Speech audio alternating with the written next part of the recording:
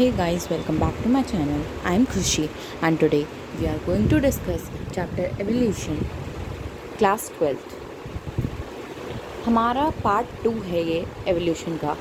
हम टॉपिक पढ़ रहे हैं थ्योरीज ऑफ एवोल्यूशन. लेमार्क एक साइंटिस्ट का नाम है. बुक ऑफ लेमार्क जो एक बहुत ही फेमस बुक है लेमार्क की, वो है फिलॉसफी जूलॉजी की. पोस्टुलेट्स के बारे में एक बार मैं पोस्टुलेट्स रीड करूँगी, देन विल डिस्कस कि उनमें था क्या. सबसे पहले हैं postulates. Use and disuse theory, okay. Inheritance of acquired trait character, okay. Presence of internal vital force, okay. Environmental forces and new need and appetency. Doctrine of desire. Doctrine of desire से मेरा मतलब है कि जो भी मैं चाहती हूँ कि ये मेरा डिज़ायर है, तो उस डिज़ायर के अकॉर्डिंग मेरे को चीज़ें मिलने लग जाए. जैसे कि अगर मैं चाहती हूँ मेरे पास विंग्स आ जाए तो मेरे पास विंग्स आ जाएंगे. तो ये डॉक्ट्रिन ऑफ डिज़ायर जो लेमार्क ने कहा था कि एपिटेंसी की भी हमारे पास क्षमता है कि एवोल्यूशन में हमारे पास एपिटेंसी की भी क्षमता डेवलप होगी, जिससे हम हमारे पास जो भी हमें डिज़ायर होगा वो हमें मिल जाएगा. बाकी इसकी इलैबोरेशन हम डिस्कस करते हैं. According to Lamarck, environmental factors और new needs both helps in development of new trade. सबसे पहली बात, कल ही मैंने ये एक्सप्लेन किया था, environmental factors का जितना रोल होता है एवोल्यूशन में उतना किसी चीज़ का नहीं है. अगर आज हाई टेम्परेचर इस अर्थ पे फ्लरिश कर जाए तो सब मर जाएंगे एक्सेप्ट कॉकरोचेस. उस टाइम पे कॉकरोच का एरा फ्लरिश होगा. ये ऐसी एक थ्योरी आई थी कि क्योंकि कॉकरोच के जो एक्सोस्केलेटन है वो ऐसी लेयर से बना है कि वो कभी डिस्ट्रॉय हो ही नहीं सकता, चाहे वो मॉल्टन लार्वा में चले जाए, चाहे वो हाई टेम्परेचर. मतलब मेन मेरा पॉइंट है, अब तुम कहोगे मैं तो चप्पल मार देता हूँ मर जाता है, मैं उस पर स्प्रे मार देता हूँ हिट का, वो मर जाता है. हिट नहीं, सॉरी, जो कॉकरोच का रेड कलर वाला स्प्रे होता है मैं वो मार देता हूँ तो वो मर जाता है. या फिर अगर मैं उसके ऊपर कोई ईंट रख दूँ तो मर ही जाएगा. आई एम नॉट सेइंग अबाउट कि तुम उसको मार रहे हो किसी चीज़ पे रख के. मैं टेम्परेचर कंडीशन की बात कर रही हूँ कि वो टेम्परेचर कंडीशन की वजह से कभी नहीं मर सकता. अगर वो दब के मर गया वो अलग बात है. तो कॉकरोच का एरा फ्लरिश कर सकता है फ्यूचर में, ऐसा माना गया. तो एनवायरमेंटल फैक्टर्स, सबसे पहली बात कि अगर हाई टेम्परेचर हो गए तो हम तब भी मर जाएंगे, लो टेम्परेचर हो गए बहुत ज़्यादा तो हम तब भी मर जाएंगे. एक अंटार्कटिका में भी लाइफ फ्लरिश नहीं करती और कोई वोल्केनिक इरप्शंस के पास भी लाइफ फ्लरिश नहीं करती, बिकॉज ऑफ द फैक्ट कि हम इतना सस्टेन नहीं कर सकते टेम्परेचर. तो ये क्या है, एनवायरमेंटल फैक्टर ही कहेंगे ना इसके. न्यू नीड्स, हमारी नीड्स भी बढ़ती जाएगी जैसे आगे जैसे एज अ अर्ली मैन हमारी नीड क्या आती है, हंटिंग. अब एज अ अर्ली मैन हमारी नीड यही थी बस, hunting and eating and survival. This was our need from big large animals. But our need as a modern man, as a homo sapien is brain. जितना हमारे brain की capacity होगी उतना ही हम आगे बढ़ पाएंगे आज के मॉडर्न वर्ल्ड में. तो ऐसे ही हमारा एवोल्यूशन हो रहा है. सेकेंड पॉइंट है presence of some internal vital force helps to nurture that character. Internal vital force होती है लेमार्क के अकॉर्डिंग जो उस कैरेक्टर को नर्चर करने में हेल्प करती है. Some characters, acquired characters shows inheritance. Acquired characters tends to increase the size efficiencies. Okay, वो ये कह रहे हैं कुछ कैरेक्टर्स, एक्वायर्ड कैरेक्टर्स जो होते हैं वो इनहेरिट होके अपनी एफिशिएंसी इंक्रीज़ करते हैं. Shows inheritance. Acquired characters tends to increase in size and efficiency. Acquired characters जैसे जैसे आते जाते हैं वैसे वैसे ओवर द ईयर्स वो डेवलप होते जाते हैं. I am not talking about vestigial. कुछ एक्वायर्ड कैरेक्टर्स उस टाइम पे काम के थे अब काम के नहीं हैं. तो कुछ कैरेक्टर्स उस टाइम पे भी काम के थे और इस टाइम पे भी काम किए हैं. जैसे हमारी ब्रेन की IQ पावर वो पहले कम होती होगी, अब हमारी और डेवलप होती जा रही है और आगे 100 साल आने वाले बंदों में और डेवलप्ड होगी. इसलिए तो हम ऐसे इमेजेस बनाते हैं, वर्ल्ड इन द ईयर 3000. तो ये क्या है कि हमारी दिखाता है एवोल्यूशन। जैसे हम ऐसी पिक्चर से ग्लोरीफाई करते हैं कि हमारे वर्ल्ड का ऐसे एवोल्यूशन होगा, हमारी इंडिया का ऐसे एवोल्यूशन होगा, वैसे ही हमारी बॉडी का भी ऐसे एवोल्यूशन होता है। एज अ अर्ली मैन हम जो थे और एज अ होमोसेपियन हम जो हैं, काफ़ी अंतर है। ये किस वजह से? एवोल्यूशन की वजह से है। तो ये कह रहे हैं कि कुछ कैरेक्टर जो हैं वो एक बार इनहेरिट हो गए, फिर वो इम्प्रूव ही होते जाते हैं अगर वो यूज़फुल हैं तो। If acquired character is of use, in use remains function. सब सेकेंड पॉइंट ही इसका ये आ गया, use and disuse theory. Use and disuse theory को का नाम सुन के हमें क्या समझ आ रहा है कि भाई जो चीज़ यूज़ में है वो यूज़ में रहेगी और उसको आगे जिसे कहते हैं बढ़ावा मिलेगा। डिसयूज़ थ्योरी क्या है? जो चीज़ काम की नहीं है वो वेस्टिजियल हो जाएगी और आगे आने वाली 100-200 जनरेशन्स में वो गायब हो जाएगी। सबसे बेस्ट एग्जांपल मैं हर दूसरी वीडियो में मैं यही बता रही होती हूँ कि सबसे बेस्ट एग्जांपल इसका विजडम टूथ है। Wisdom tooth is actually vestigial और आगे आने वाले 100-200 सालों में तुम्हें विजडम टूथ इस एक्सट्रैक्शन कराने वाले लोग नहीं मिलेंगे। क्यों नहीं मिलेंगे? क्योंकि वो तो वेस्टिजियल हो गया और वो एराडिकेट हो जाएगा आज से बहुत साल बाद तक, मतलब 1000 साल, 300 से 1000 साल तक के बीच में विजडम टूथ हट जाएगा। ऐसा भी हो सकता है जो हमारी अभी अल्फ़ा जनरेशन आ रही है। अल्फ़ा जनरेशन क्या है? जो 2020 में बॉर्न किड्स है, 2020 में जो अभी 21, 22 या फिर अभी जो 2025 के बेबीज़ बॉर्न हुए हैं 1 जनवरी से, उनमें भी हम देख सकते हैं कि आज से 10-15 जब वो 10-15 की एज तक पहुँचेंगे कहीं उनमें भी विजडम टूथ ना आ रहा हो। तो ये एक एवोल्यूशन का साइन है। नेक्स्ट हमारा पॉइंट है, if acquired character is not of use और not in use gets vestigial.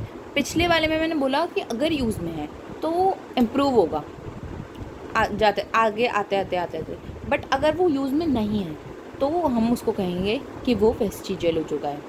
According to Lamarck, some characters develop on the wish of organism. Lamarck का ऐसा कहना था कि अगर मेरी विश है किसी चीज़ को, किसी कैरेक्टर को अपने अंदर लाने की, तो मेरी विश के अकॉर्डिंग वो मेरे अंदर डेवलप होंगे। आई am not talking about personality, okay, I am talking about physical characters. यहाँ पे हम फिजिकल कैरेक्टर्स की बात कर रहे हैं। फिजिकल कैरेक्टर्स जैसे कि अगर मेरा मन है मेरी 5 उंगलियाँ हो तो मेरी 5 उंगलियाँ हो सकती है। लेमार्क के अकॉर्डिंग है कि मैंने विश किया, डॉक्ट्रिन ऑफ डिज़ायर, और फिर मेरी 5 उंगलियाँ डेवलप हो गई। अगर मेरा मन है मेरे पास विंग्स हो, मैं उड़ के इधर से उधर चली जाऊँ, तो हाँ मेरे पास विंग्स आ सकते हैं। ये लेमार्क के पोस्टुलेट्स हैं। अब हम कुछ एग्जांपल्स पढ़ेंगे लेमार्क के फेवर में और कुछ उसके डिसफेवर में। सबसे पहला एग्जांपल है उसके फेवर में, stretching of neck and elongation of forelimb in giraffe. कि जिराफ के ऊपर डॉक्ट्रिन ऑफ डिज़ायर का कंसेप्ट लागू होता है बहुत अच्छे से। क्यों? उसने चाहत की कि मेरी लंबी गर्दन हो और मैं ट्रीज से खाना खाऊं, क्योंकि ग्रास तो ख़त्म हो चुकी थी, तो वो ट्रीज से खाना खा पाया क्योंकि उसकी गर्दन सच में लंबी हो गई। तो ये क्या है? Doctrine of desire. बट ऐसा कुछ नहीं है।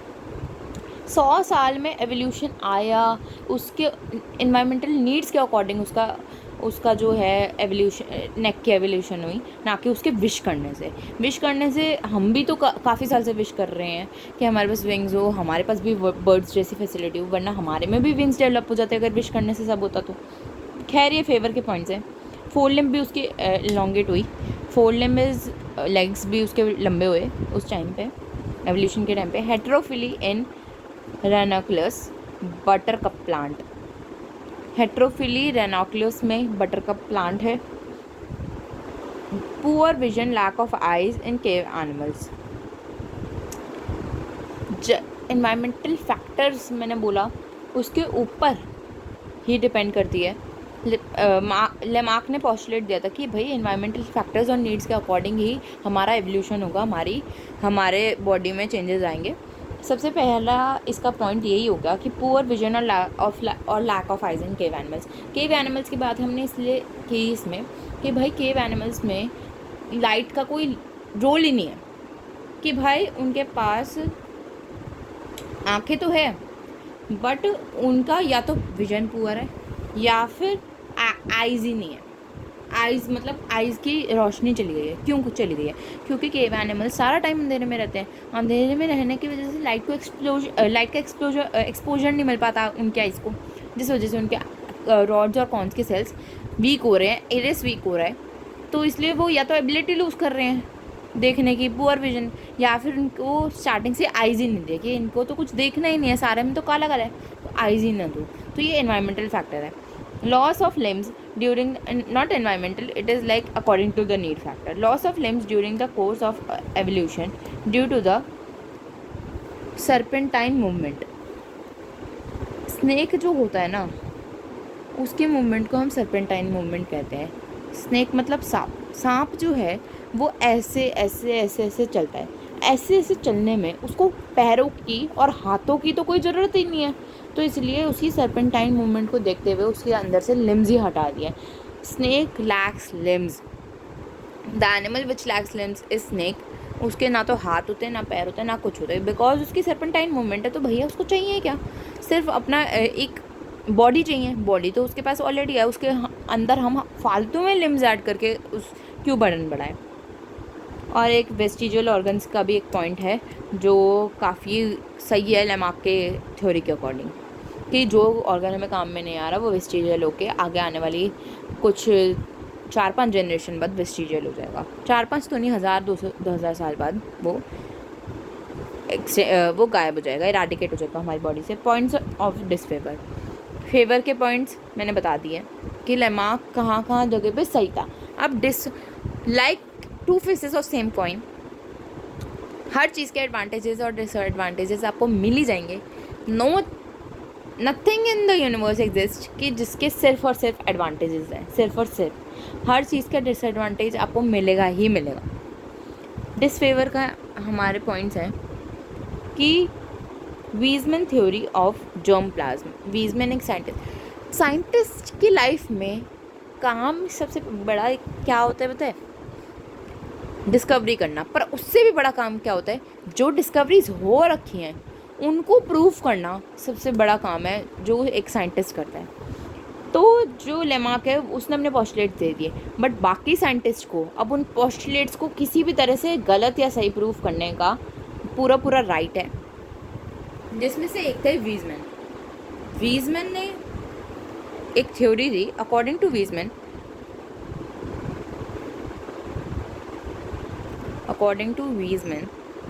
chance will inherit to next generation.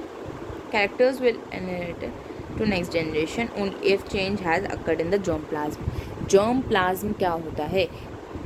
germ plasm एक लेयर है जिसमें से 3 टाइप्स ऑफ टिश्यू अराइज होते हैं, मीजोडर्मल, एंडोडर्मल और एक्टोडर्मल। ये जो बात है हमने पूरी बायो में बहुत बार पढ़ी होगी। मसल्स क्या है? Mesodermal origin. हार्ट कौन से ओरिजिन का है? लिम्स कौन से ओरिजिन की है? इस पार्ट को, स्किन को किसने ओरिजिनेट किया? तो ये हमारे ओरिजिन के टाइम पे जो हमारा जाइगोट है वो 3 लेयर्स में डिवाइड हो जाता है, मीजोडर्मल, एक्टोडर्मल, एंडोडर्मल। जोन सी लेयर जोन सा चीज़ बनाती है उसका वही ओरिजिन हो जाता है। जैसे हार्ट, जैसे मसल्स का मीजोडर्मल है, तो वैसे ही जर्म प्लाज्म की ये जो लेयर है अगर इसमें चेंज आएगा तो ही हमारे अंदर एवोल्यूशन आ सकती है, वरना हमारे अंदर एवोल्यूशन पॉसिबल नहीं है, ऐसा वीजमैन ने कहा। चाइनीज़ इसका एक तो ये वीजमैन की बात को भी लेमार्क प्रूफ नहीं कर पाए। दूसरे पॉइंट है Chinese use to wear iron shoe to keep foot size small. क्योंकि चाइनीज़ को ऐसा लगता है, चाइनीज़ पीपल को ऐसा लगता था एक टाइम पे कि उनके लेग्स बहुत बड़े और अगली हैं, तो इसलिए उन्होंने एक तरीका अपनाया कि अगर वो आयरन शूज़ पहनेंगे तो वो हर्ट कर, आयरन शूज़ जो होते हैं वो हर्ट करते हैं लेग्स को। लेग्स जो हैं वो उसमें स्क्वीज़ होके घुसते हैं, टाइट होंगे, स्क्वीज़ होके घुसेंगे, तो ऑब्वियसली उनका साइज़, उन्हें ऐसा लगता था कि डिक्रीज़ हो जाएगा। ऐसा नहीं होता, जो है वो तो है ही। तुम इससे बस अपने पैर को दर्द पहुंचा रहे हो और उससे कोई फ़ायदा नहीं हुआ, इससे कोई इफेक्ट ही नहीं हुआ। अगर वो आयरन शूज़ पहन भी रहे थे तो भी उनके फीट स्मॉल ही रहे, फीट जो ओरिजिनल साइज़ के थे उतने ही रहे। Women in Europe used to wear tight waist clothes to make abdomen cylindrical. ये यूरोप की वीमेन को लगता था कि अगर वो टाइट वेस्ट क्लोथ्स पहनेंगे तो उनका एब्डोमेन सिलेंड्रिकल हो जाएगा, जिसका कोई इफेक्ट नहीं था ऑब्वियसली। तो बहुत सारे पोस्टुलेट्स जो थे लेमार्क के से गलत भी प्रूफ हो रहे थे। Women Rajasthan used to wear neck rings to elongate their neck, no effect. Rajasthan की जो लोग थे, विमेन थी, एक टाइम पे काफ़ी नेक रिंग्स पहनने लग गई थी ताकि उनका नेक का साइज़ बड़ा हो जाए और उनको जो वो सर पे लोड उठाती हैं उसमें दिक्कत ना हो, बट ऑब्वियसली इसका भी कोई इफ़ेक्ट नहीं आया। ओरिजिन ऑफ लाइफ एक बहुत ही फेमस बुक है जो अपेरेंट साइंटिस्ट थे, उन्होंने लिखी है। डार्विन की एक बहुत ही फेमस बुक है जिसका नाम है ओरिजिन ऑफ स्पीशीज़। पोस्टुलेट्स क्या है डार्विन के, हमने पीछे लेमार्क के पोस्टुलेट्स पढ़े, बट अब बारी है डार्विन की कि डार्विन जो था उसके अकॉर्डिंग क्या पोस्टुलेट्स हैं एवोल्यूशन के। ऑब्वियसली एक चीज़ अगर डिस्कवर हो गई है तो हर साइंटिस्ट उस पर अपना पॉइंट ऑफ व्यू, अपना एस्पेक्ट बताएगा कि क्या होना चाहिए कि क्या नहीं। डार्विन के पोस्टुलेट्स में सबसे पहला है रिप्रोडक्टिव फिटनेस।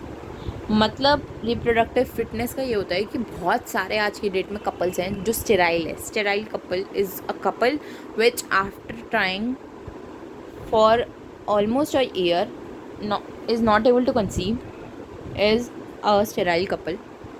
जो या तो बहुत सारे रीजंस है स्टेरिलिटी के, ओलिगोस्पर्मिया या फिर एजोस्पर्मिया, या फिर फीमेल्स में है पीसीओडी, पीसीओएस की वजह से भी बहुत बार दिक्कत आती है, और भी यूट्रस इज़ नॉट फिट और अर्ली एज मैरिजेस, ये सारे बहुत सारे सिम्टम्स हैं स्टेरिलिटी के।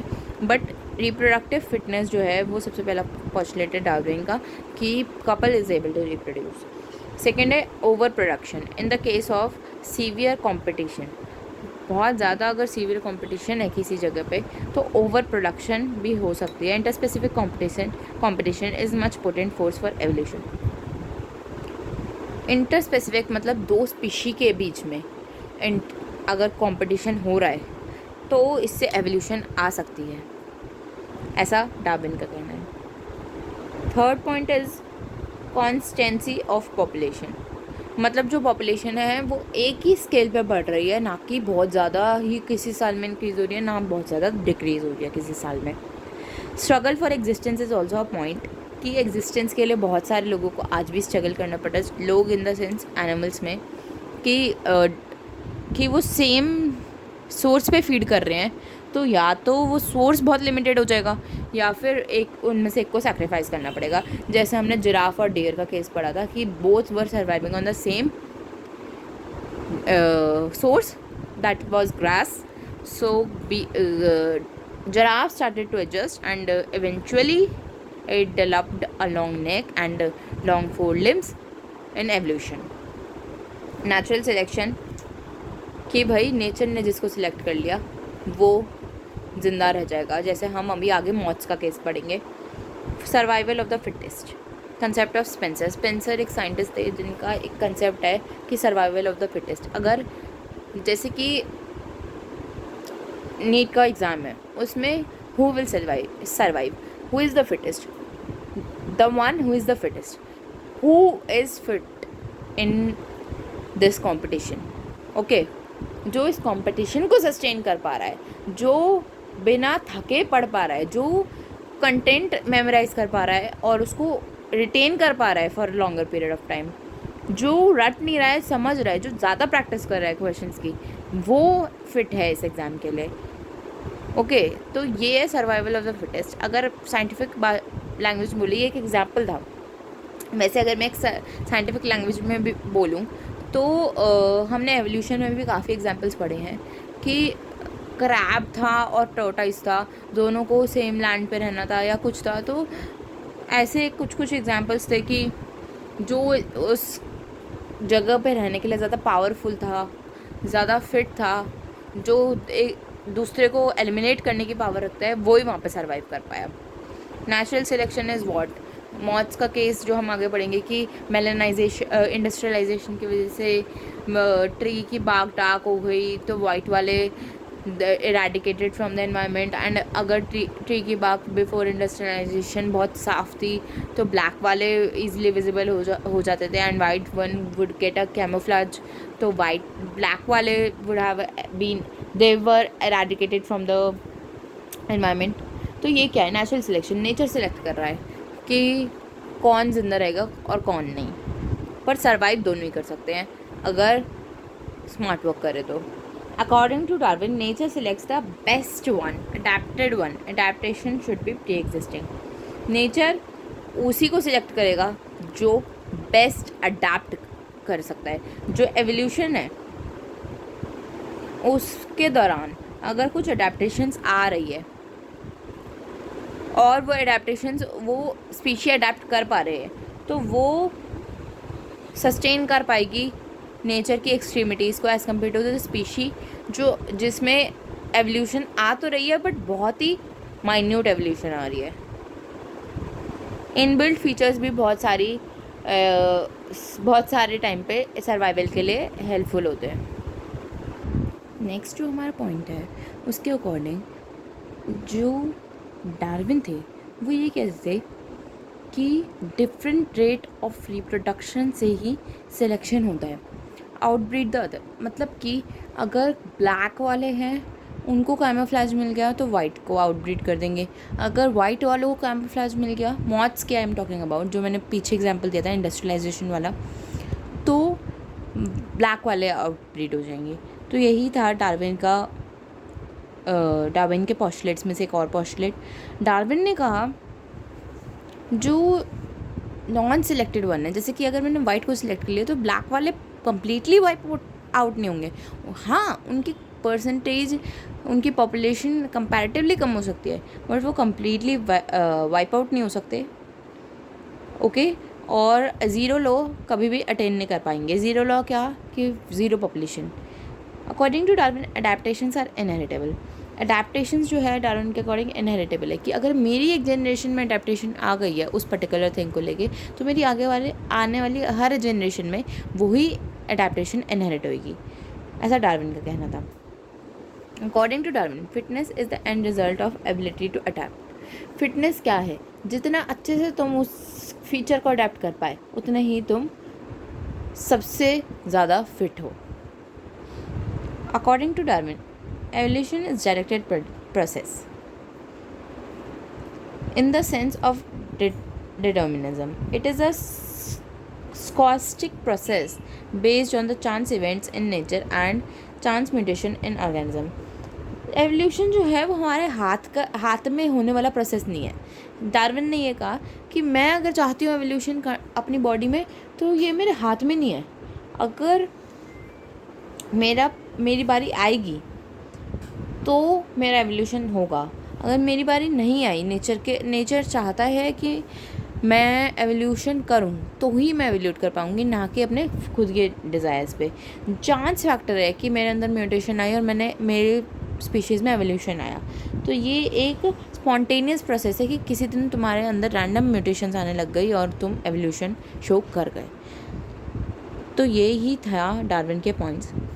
2 की पॉइंट्स भी है डार्विन के, ब्रांचिंग, डिसेंट्स और नेचुरल सिलेक्शन, जो इतने इंपॉर्टेंट है कि मतलब अगर तुम्हारे पास 4 ऑप्शन आ रहे हैं तो ये चूज़ करने के लिए विच वर the 2 key points of Darwin, out of which are the 2 points of Darwin, तो तुम ब्रांचिंग, डिसेंट्स और नेचुरल सिलेक्शन को सिलेक्ट करोगे। आई रिमेंबर कि ऐसा क्वेश्चन मैंने अपने मॉक टेस्ट में देख रखा है। According to Darwin, evolution is slow, gradual, spontaneous and occurs in various possible direction. Darwin ऐसे कहते हैं कि जो एवोल्यूशन है वो स्लो प्रोसेस है बट स्पॉन्टेनियस है, कि म्यूटेशन किसी स्पीशी में आ गई तो आ गई, किसी स्पीशी में नहीं आई तो नहीं आई। तो ये क्या ऐसा प्रोसेस है, स्पॉन्टेनियस, अपने आप से होने वाला, डिज़ायर के ऊपर नहीं है। और किसी भी वे से एवोल्यूशन हो सकती है किसी भी स्पीशी की, हमें नहीं पता। Points in the favour of Darwin. अब जैसे हमने पीछे लेमार्क को प्रूफ किया, गलत बातें उसकी प्रूफ की हमने, सही बातें भी प्रूफ की, वैसे ही हम डार्विन के भी पॉइंट्स रखेंगे आगे कि उसको बाकी साइंटिस्ट ने कैसे ट्रीट किया। पॉइंट्स क्या है डार्विन के फेवर में? इंडस्ट्रियल मेलेनिज्म ऑफ इंग्लैंड आई गया वो पॉइंट जिसका मैं इतनी देर से एक्सप्लेनेशन दे जा रही हूँ। क्या है इंडस्ट्रियल मेलेनिज्म इंग्लैंड में? यही एग्जांपल है बटरफ्लाइज का, मॉथ्स का, कि जो ब्लैक वाले थे बिफोर इंडस्ट्रियलाइजेशन काफ़ी कम थे। क्यों? क्योंकि उनको कैमोफ्लेज नहीं मिल पाता था। Every tree was beautiful, every tree had a white bark, white and light colour bark, and तो उनको कैमोफ्लेज कम मिल रहा है, जिस वजह से उनको आइडेंटिफाई ज़्यादा कर पा रहे हैं, preys as a prey identification ज़्यादा मिल रही है, तो कंजप्शन भी ज़्यादा हो रहा है, पॉपुलेशन भी कम हो रही है। वहीं आफ्टर द इंडस्ट्रियलाइजेशन जब उस पर मेलेनिन पिगमेंट जमा हो गया बार्क्स पे, तो क्या हुआ? तो वही जो मॉथ्स ख़त्म हो रहे थे आज उसी का फ़ायदा उठा के उसमें कैमोफ्लेज कर रहे हैं, और जो वाइट मॉथ्स जो इतने टाइम से मज़े कर रहे थे कैमोफ्लेज लेके, उनको अब मेलेनिज्म की वजह से, इंडस्ट्रियल मेलेनिज्म की वजह से कैमोफ्लेज कम मिल रहा है, जिस वजह से वो अब उनकी पॉपुलेशन कम है और उनकी कंजप्शन ज़्यादा है। तो ये क्या है इंडस्ट्रियल मेलेनिज्म। नेक्स्ट पॉइंट है हमारा DDT रेजिस्टेंस एंड मॉस्किटो। ये डार्विन के फेवर में है। उनके अकॉर्डिंग जो फैक्टर्स हैं, एक्सटर्नल फैक्टर्स, वो एवोल्यूशन को लीड करते हैं। जैसे कि मॉस्किटोज़ हैं। एक टाइम ऐसा था जब जो फार्मर्स थे वो बहुत परेशान हो गए थे बिकॉज ऑफ द लोकस्ट और बहुत सारे पेस्ट की वजह से, जो आके फील्ड को डिस्ट्रॉय करते थे। बहुत सारे मस्कीटोज़ जो फील्ड को आके बहुत डिस्ट्रॉय करते थे। तो उन्होंने इसका क्या सॉल्यूशन निकाला? उन्होंने एक बहुत ही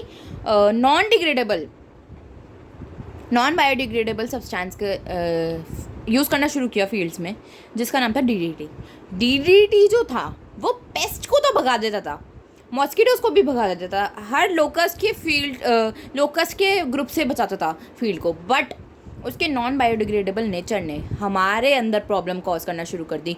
बाय 10% लॉ अगर कोई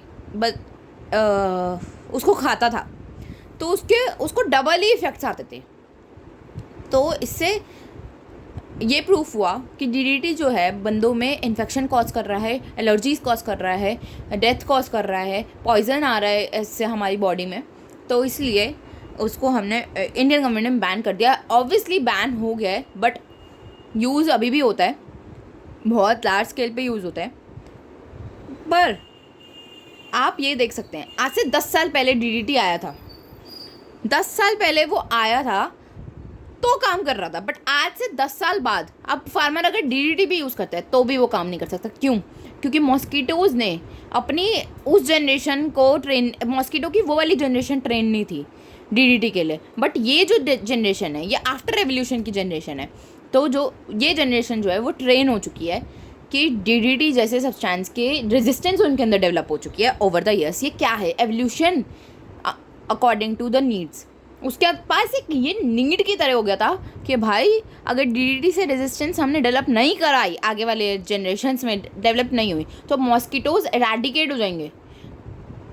तो उस एरिया से तो एटलीस्ट एराडिकेट हो ही जाएंगे। तो इसीलिए आगे ओवर द टाइम स्पैन उनमें DDT रेजिस्टेंस की एवोल्यूशन हुई। और ये एक फेवर का पॉइंट है डार्विन के पोस्टुलेट्स के लिए।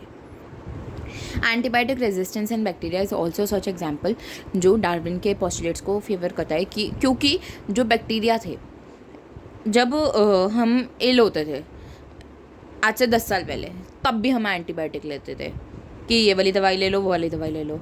अब 10 साल बाद भी हम वही दवाइयाँ ले रहे हैं, तो वो काम कभी नहीं करेगी। क्यों? क्योंकि बैक्टीरिया जो था वो पर्टिकुलर टाइप का, उसने उसके खिलाफ रेजिस्टेंस डेवलप कर लिए। जो ज़ुकाम जैसी बीमारी होती है, कॉमन कोल्ड जैसे हम कहते हैं, कभी भी एंटीबायोटिक से ठीक हो ही नहीं सकती। वो सेल्फ इम्यूनिटी से हमेशा 7 से 8 दिन में खुद ठीक होती है। हमें कभी ज़ुकाम के लिए दवाई लेनी ही नहीं चाहिए, बिकॉज उसके खिलाफ कोई दवाई बनी ही नहीं है कभी। वो खुद सेल्फ इम्यूनिटी से 7 to 8, हमें जैसे हम जज करते हैं कि इस डॉक्टर की दवाई लग गई, उस डॉक्टर की दवाई लग गई, ऐसा नहीं है। ज़ुकाम के केस में it's just your self immunity, कि तुम्हारे अंदर कितनी इम्यूनिटी है कि तुम्हारा वो जुकाम 7 दिन में जाएगा या 8 दिन में जाएगा. You can obviously take some steps like steam but not antibiotics for that particular problem, क्योंकि बैक्टीरिया भी एंटीबायोटिक रेजिस्टेंस डेवलप कर लेता है ओवर द टाइम. ये एवोल्यूशन का एक बहुत बड़ा पॉइंट है. Chances of survival of newborn having weight between 2 to 4 kg are more than the newborn having weight less than 1.5 kg और more than 4 kg. ये यही कह रहा है कि भैया इंटरमीडिएट जो वाला जो अभी पीछे हमने पॉस्टुलेट पढ़ा कि इंटरमीडिएट का ज़्यादा पॉसिबिलिटी है सर्वाइवल की और फिट रहने की, फिटेस्ट होने की as compare to extreme and below the extreme. Below the extreme का एग्जाम्पल एक बच्चा हुआ जो 1.5 kg का था, तो वो तो अंडर वेट था, और एक बच्चा था जो 4 किलो से भी ऊपर का था, तो वो ओवर वेट हो गया. तो उसके चांसेस ऑफ सर्वाइवल उससे बहुत कम हो जाएंगे जो बच्चा 2 से 4 किलो के बीच में हुआ है, मतलब कि फिट हुआ है. Heterozygous having sicles allele shows better survival इन मलेरिया डोमिनेटिंग एरिया. ये कहना चाह रहे हैं मलेरिया डोमिनेटिंग एरिया में कैपिटल ए स्मॉल ए से ज़्यादा कैपिटल ए स्मॉल ए की सर्वाइवल की पॉसिबिलिटी है. सिकल सेल एलील जो है कैपिटल ए स्मॉल ए उसकी हेट्रोजाइगस कंडीशन में ज़्यादा सर्वाइवल की पॉसिबिलिटी है as compare to homozygous condition, कि या तो वो बिल्कुल ही रेजिस्टेंट है या फिर वो बिल्कुल ही प्रोन टू है उस डिसीज़ के लिए. तो या तो उसके पास 50-50 चांसेस है कि उसे हो भी सकता है, नहीं भी हो सकता, तो वो वाली पॉपुलेशन ज़्यादा बेनिफिट में रहेगी. मिमिक्री कैमोफ्लाज भी एक बहुत इंपॉर्टेंट फैक्टर है किस चीज़ के लिए, सर्वाइवल के लिए, जिसका सबसे बड़ा एग्जांपल मैं पीछे दे के हटी हूँ इंडस्ट्रियल मेलेनिज्म. कि भाई कैमोफ्लाज ब्लैक मॉथ ने किया तो वाइट मॉथ कम हो गए, वाइट मॉथ को कैमोफ्लाज मिला तो ब्लैक मॉथ कम हो गए, क्योंकि वो ईजिली आइडेंटिफिकेबल थे to the prey. Connecting links एक और सच एग्जांपल है एवोल्यूशन का. कनेक्टिंग लिंक जैसे हमने पीछे पढ़ा है आर्कियोप्टेरिक्स जैसे, जो एव्स और रेप्टाइल्स के बीच का एक कनेक्टिंग लिंक है. Relationship between the shape of flower, position of nectar gland and shape of beak type of mouth part of insect.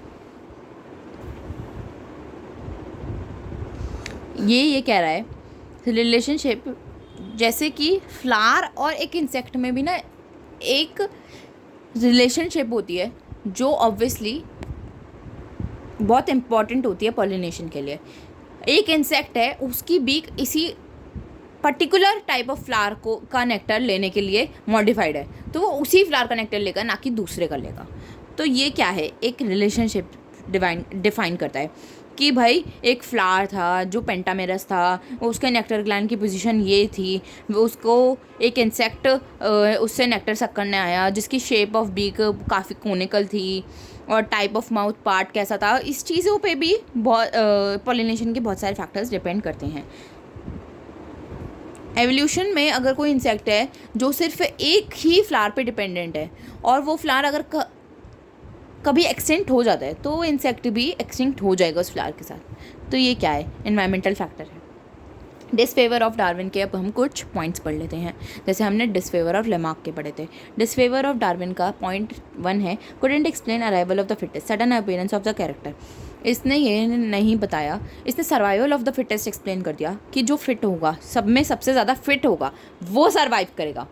But इसने अराइवल ऑफ द फिटेस्ट कि ऐसा क्या ट्रेट है जो उसे फिट बना रहा है, उस चीज़ को वो एक्सप्लेन नहीं कर पाया. कि एक कैरेक्टर था जो जिसकी सडन अपीयरेंस हुई एक जनरेशन में और वो आगे आने वाली हर जनरेशन में इनहेरिट होते जा रहा है, तो उसके अपीयरेंस का क्या रीज़न है.